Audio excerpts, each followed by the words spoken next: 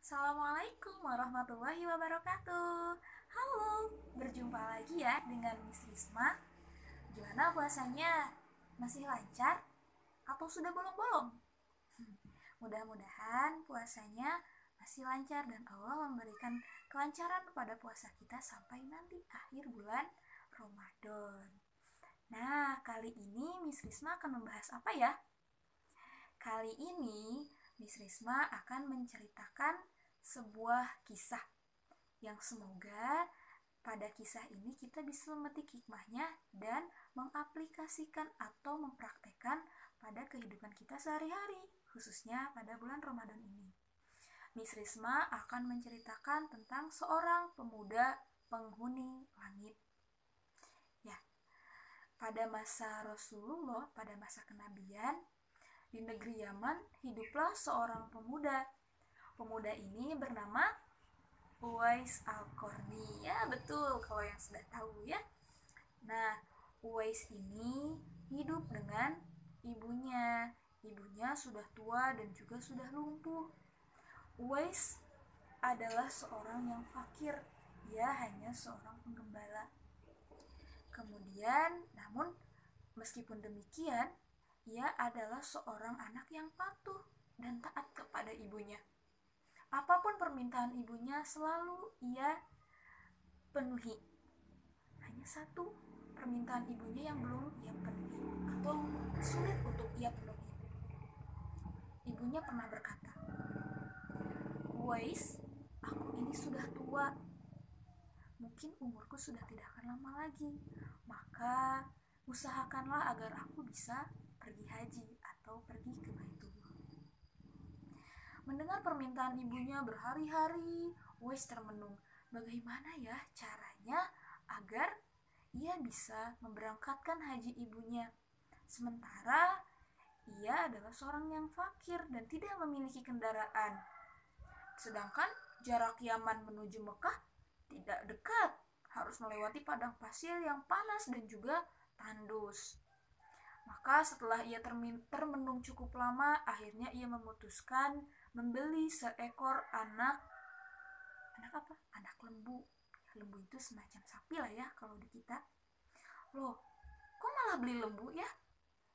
Kenapa ya kira-kira Uwais malah membeli lembu?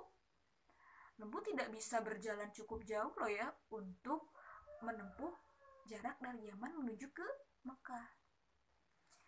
Kemudian Uwais merawat lembu tersebut. Ia membuatkan kandang di apa? Di puncak bukit. Nah, setiap hari ia menggendong lembu tersebut menaiki dan turun bukit, turun perbukitan. Setiap hari ia lakukan hal tersebut tanpa pernah mengeluh dan tanpa pernah terlewatkan. Ia terus menggendong lembunya tersebut. Menggendong loh ya, bukan lagi menariknya dengan tali. Ia menggendong berhari-hari, kemudian berminggu-minggu, sampai akhirnya berbulan-bulan.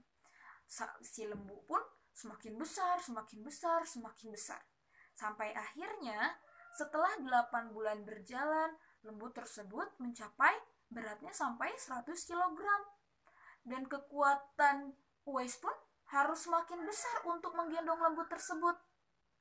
Nah, ketika ia terus menggendong setiap hari, masyarakat merasa aneh dengan tingkah lakunya. Sehingga mereka menganggap bahwa Uwais itu gila. Uwais gila, Uwais gila, kata sebagian masyarakat ketika Uwais melewati mereka.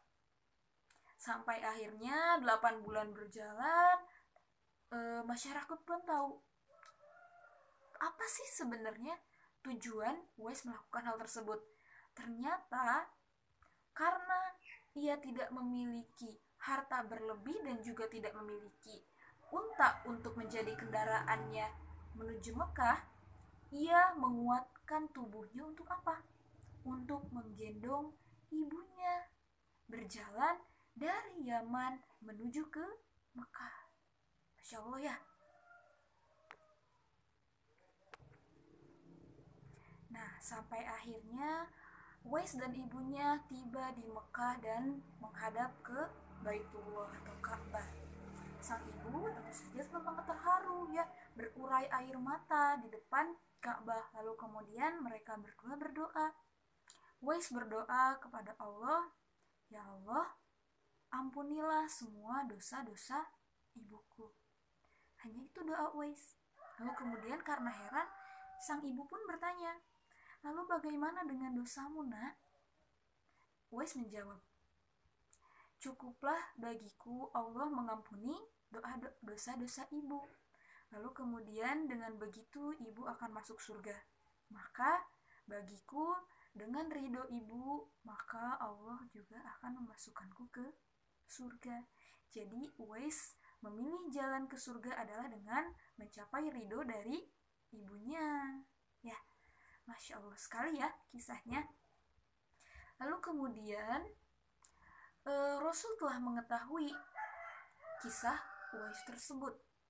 Sampai akhirnya Rasul mengatakan kepada para sahabatnya, yaitu Umar bin Khattab dan juga Ali bin Abi Thalib, bahwa pada masa kekhalifahan Umar akan hadir seorang pemuda yang begitu taat kepada ibunya.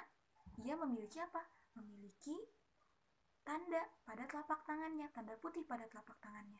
Ternyata tanda putih itu adalah sisa dari penyakitnya yang Allah angkat. Karena begitu taatnya Uwais terhadap ibunya, Allah mengangkat penyakit kulitnya. Hanya disisakan apa? Hanya disisakan sedikit pada telapak tangannya. Yang hal tersebut untuk apa? Untuk kemudian dikenali, Uwais dapat dikenali oleh Umar dan juga Ali. Ya, sampai kemudian Umar dan Ali meminta doa dan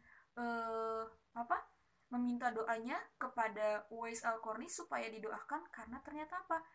Rasul mengatakan kepada mereka bahwa Uwais ini adalah bukan lagi penghuni bumi, melainkan penghuni langit. Maka pada saat itu, pada saat wafatnya, terjadi banyak keanehan terhadap pemakaman Uwais ini. Pada saat Uwais wafat, akan dimandikan, sudah ada orang-orang yang siap untuk memandikan Uwais.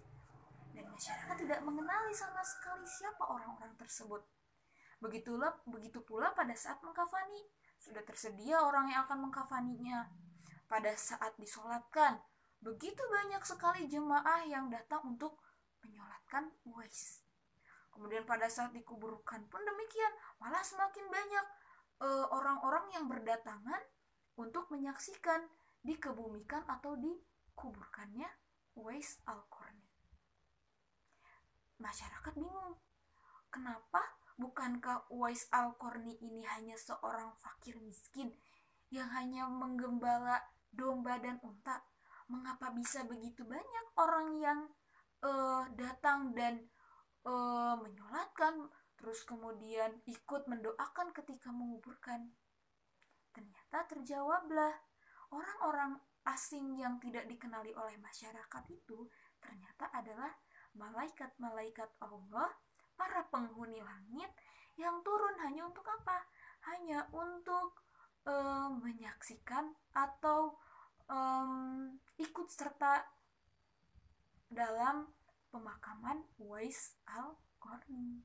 Masya Allah ya, sampai malaikat turun loh. Untuk apa? Untuk mensolatkan, mengkafani, kemudian menguburkan Uwais Al-Qarni. Saking apanya? Saking istimewanya pemuda tersebut. Nah, Miss Risma harap dengan Miss Risma ceritakan tentang kisah Uwais Al-Qarni, kita semua bisa apa? Bisa juga meneladaninya, yaitu mematuhi dan taat kepada orang tua, bukan hanya ibu loh ya, tapi juga terhadap kedua orang tua, ayah dan ibu. Sebagaimana yang dikatakan Rasul, ketika Rasul ditanya apa peran ibu atau orang tua terhadap bagi Rasul, maka Rasul menjawab adalah apa? Orang tua itu adalah jalan surga dan neraka kita. Kita taat berarti kita akan mencapai surga Allah. Ketika kita tidak taat dan tidak patuh kepada orang tua, maka jalan menuju neraka. Alhamdulillah ya. Semoga bisa bermanfaat. Terima kasih atas perhatiannya. Assalamualaikum warahmatullahi wabarakatuh.